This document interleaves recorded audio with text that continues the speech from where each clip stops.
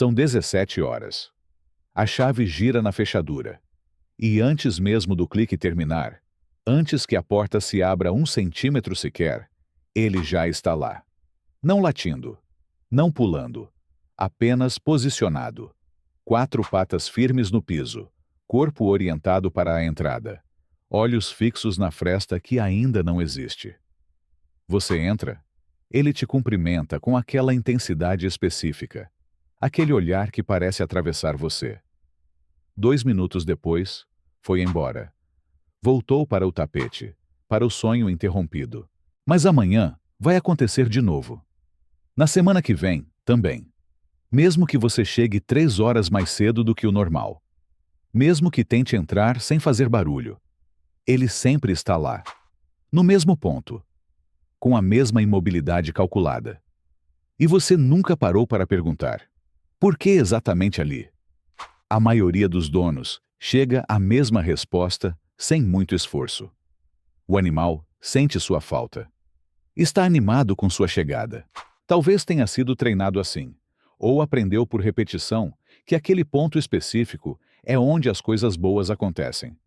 São explicações que fazem sentido, que reconfortam, e que têm pelo menos uma parte de verdade. O amor está claramente presente. O vínculo é real. Mas essas respostas explicam o afeto. Elas não explicam a geometria. Por que a porta, e não a janela, onde ele poderia te ver chegando de longe? Por que o mesmo ponto preciso, independente de onde você estava antes? Por que a imobilidade, quando o que todos esperam de um animal animado é movimento? O que a etologia comparada e a neurociência comportamental descobriram nos últimos 20 anos não é que seu cachorro te ama menos do que você pensa. É que ele te ama de uma forma muito mais antiga e estrutural do que o conceito humano de saudade consegue capturar. O comportamento de posicionamento na porta não é um hábito afetivo. É um protocolo cognitivo ativo. Uma função cerebral que opera em paralelo com o sono, monitorando variáveis específicas do ambiente e aguardando uma resolução. E a resolução, nesse caso, é você. O que isso significa é que você não é apenas alguém que ele gosta de ver. Você é uma variável de segurança. Sua presença ou ausência determina o estado operacional do território inteiro. Para entender de onde isso vem, é preciso voltar muito antes dos apartamentos, das coleiras e das rações industriais. Lobos selvagens, os ancestrais diretos de todo o cão doméstico, não dormem de forma aleatória pelo território. Eles organizam o descanso em torno de zonas de limiar. Entradas de toca, bordas de clareira, pontos de transição entre espaço protegido e espaço exposto. Esses limiares têm um peso cognitivo enorme na vida de um canídeo selvagem, porque são os pontos de maior vulnerabilidade. É por onde as ameaças entram. É por onde os membros do grupo saem e precisam voltar. A matilha não vigia esses pontos por acaso, ou por ansiedade. Ela os vigia porque sua sobrevivência depende de saber, antes de qualquer coisa, o que está atravessando a fronteira. O indivíduo que monitora os limiares dentro de uma matilha não é o mais nervoso, nem o mais submisso. É aquele em quem o grupo depositou uma função específica: manter um estado de vigilância de baixo limiar, dormir com os circuitos de alerta sintonizados, acordar antes de qualquer outro quando algo muda na borda do território. Essa função existe porque um grupo inteiro dormindo profundamente ao mesmo tempo é um grupo vulnerável. Alguém precisa estar em vigília leve. E a eleição desse alguém não é arbitrária. Ela envolve confiança, hierarquia e vínculo emocional com os membros que estão do lado de fora. Durante 10.000 anos de domesticação, esse circuito não foi apagado. O que mudou foi o mapa. Para um cão doméstico, a porta principal é o limiar mais semanticamente carregado de toda a casa.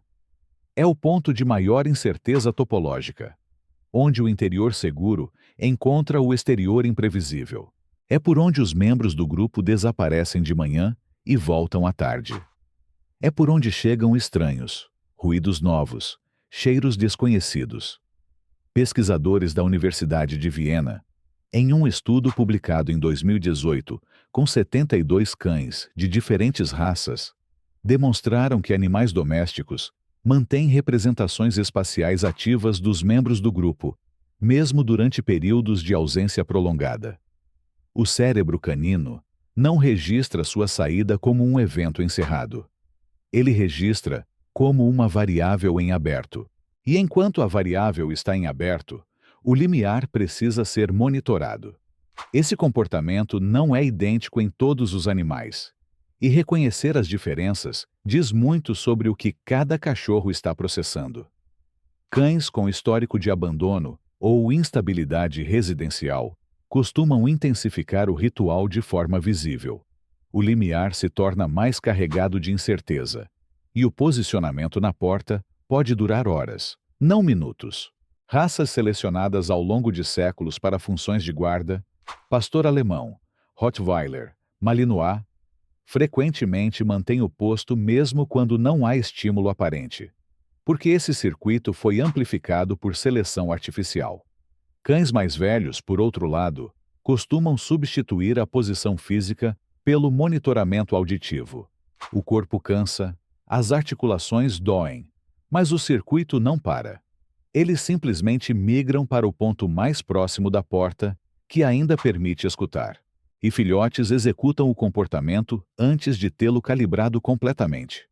Você os vê posicionados na porta sem saber exatamente a qual estímulo responder, testando o ritual que o instinto já instalou, mas que a experiência ainda não ensinou a operar. Existe uma segunda camada nessa história que muda completamente o que o comportamento significa. Em 2021, pesquisadores do Instituto de Cognição Animal da Universidade de Lincoln conduziram um experimento no qual mediram os níveis de cortisol, o hormônio do estresse, em cães durante períodos de ausência do dono. O resultado esperado era um pico de cortisol logo após a saída, seguido de uma queda gradual. O que encontraram foi diferente.